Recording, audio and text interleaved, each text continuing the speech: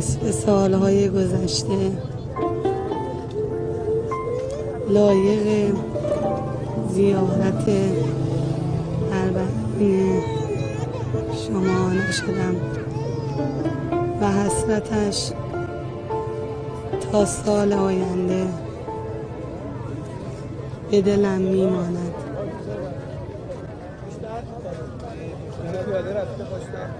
دلم میخواست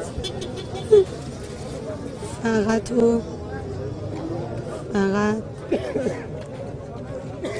به زیارت ارباب بروم به نیت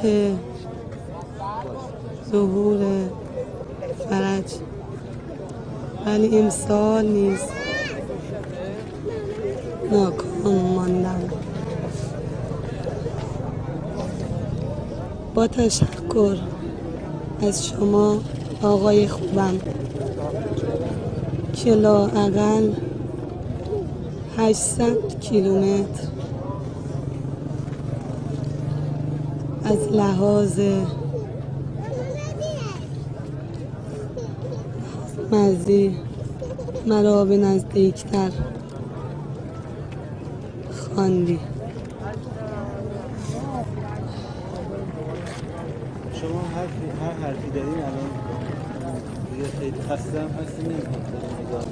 خسته که خیلی خسته شدم، ولی امسال فقط به عشق حضرت رقیه من پسرم، من این واسه زیارت دلم خواست فقط به این یا رب از رقیه به حق رقیه عشق صدر رقیه به ظهور الحج.